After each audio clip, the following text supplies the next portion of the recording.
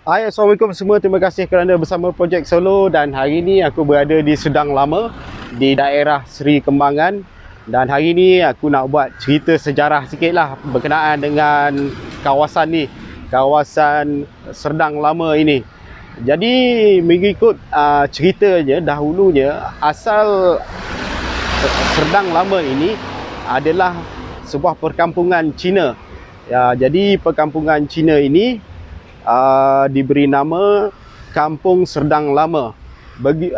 Cerita ini bermula apabila pihak British telah memindahkan beberapa orang penduduk daripada Sungai Besi pada waktu ketika itu yang kawasannya sudah padat kan. Jadi masa tu pun ada pengganas komunis yang menjadi punca, antara punca lah untuk mengurangkan kepadatan penduduk di sekitar Sungai Besi. Maka pihak British telah membuka satu kawasan di daerah Seri Kembangan ni, iaitu Kampung Serdang Lama. Dan dikabarkan terdapat 50 biji rumah pada waktu ketika itu, pada tahun 1952. Dan kalau sekarang ni lebih kurang 70 tahun lebih lah kalau nak ikutkan kawasan ni. Jadi hari ni sebenarnya ada yang istimewanya di sini kan, di Seri Kembangan ni. Apa yang istimewanya ialah pada sekitar tahun 80-an, di sini adalah sebuah kawasan perindustrian dan terdapat 200 kilang kasut di sini. Jadi itulah istimewanya. Dan kilang-kilang kasut ni adalah antara yang industri yang cukup besar pada waktu itu kan. Ada yang kasut-kasut daripada sini dieksport ke luar negara dan sebagainya. Jadi hari ini aku nak cuba selongkar sikit lah, adakah kilang-kilang kasut ini masih beroperasi ataupun sebaliknya. Jadi mungkin aku akan cari beberapa orang lama di sini kan. Bolehlah kita tanya-tanya sedikit berkenaan dengan kawasan ni. Mungkin mereka lebih arif kan. Jadi aku nak cari seorang dua, kalau dia orang sudi nak berborak dengan aku. Jadi kita cubalah cari mana-mana tahu jumpa kan. Projek Solo. Hai Uncle, apa khabar? Apa khabar? Apa khabar? Baik lah. Baik, ada abang balik di sini. Oh, jual abang balik lah. Bisnes Uncle lah. Ya. Okay Uncle, saya daripada Projek Solo, channel YouTube Projek Solo lah. Sekarang ni saya nak buat cerita pasal Seri Kembangan ni lah. Dan saya tengah buat research sikit pasal industri kasut kat sini. Kasut sini. Uncle berapa lama duduk kat? Lulus sini 48 tahun ada lah. 48 tahun Uncle. Lama Uncle. Lama sini Daripada tahun 70-an daripada 77. Tahun 77 Uncle kita masuk sini sampai sekarang. Okay.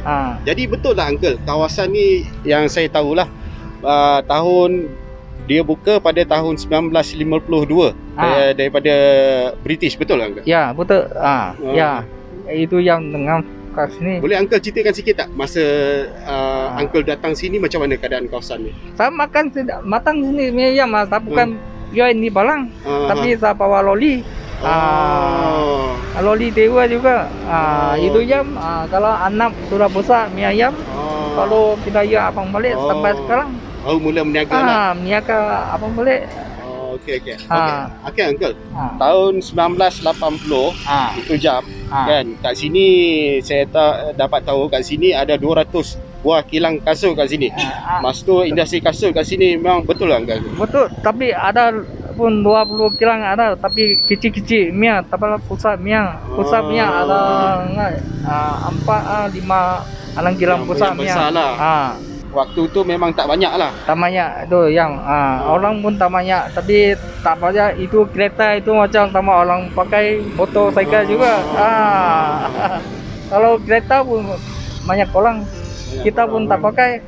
Itu yang tahun 92 kita tahu kalau di satu potong saja. Tapi yang saya dapat tahu pada tahun 1990 perindustrian ni mula merosot.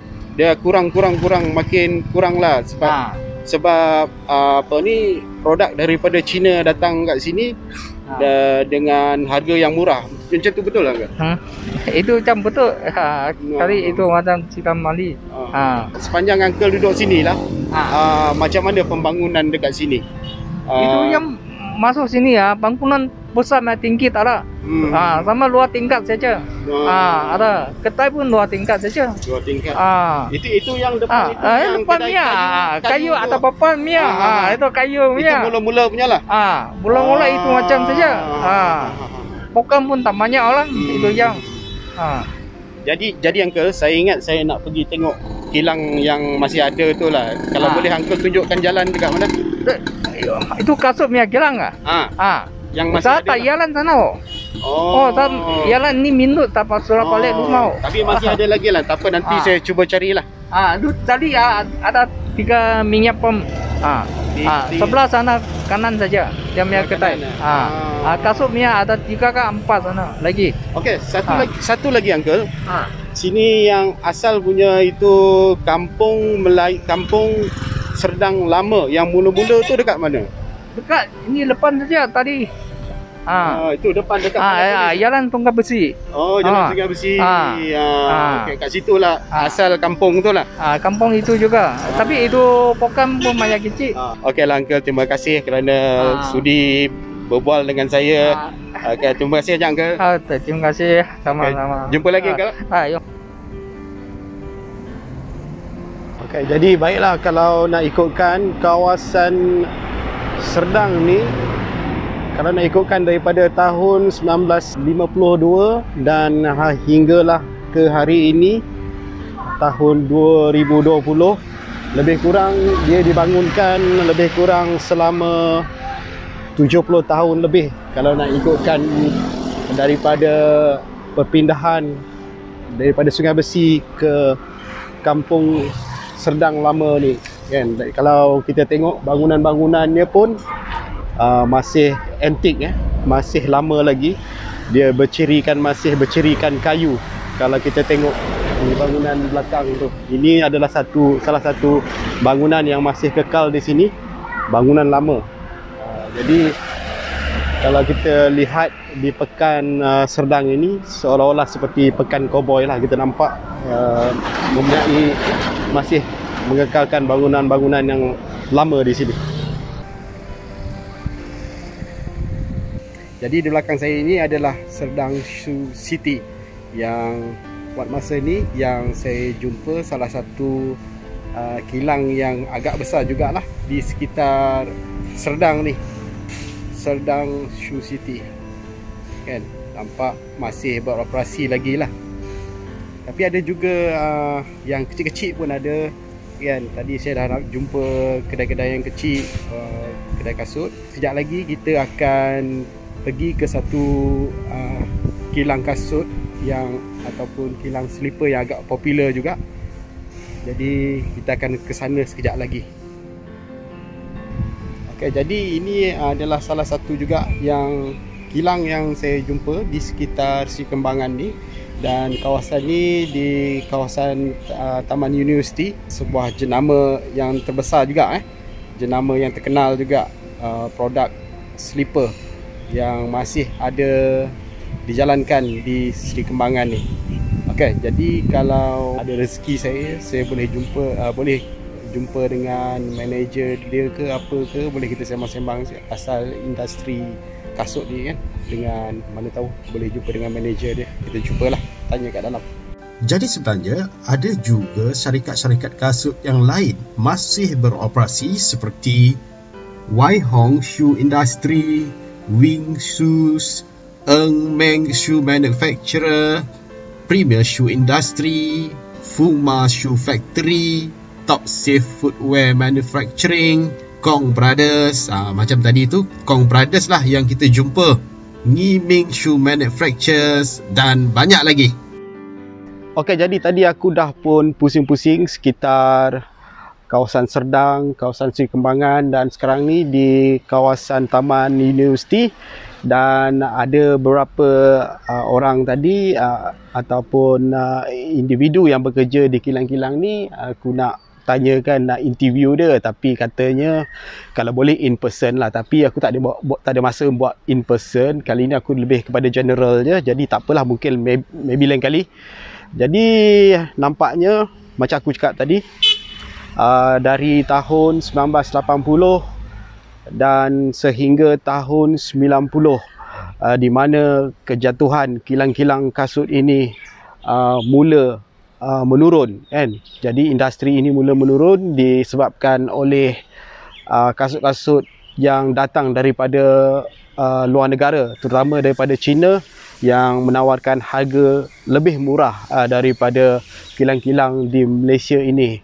Jadi itulah dia sedikit informasi yang boleh aku kongsikan dengan korang semua untuk video kali ini.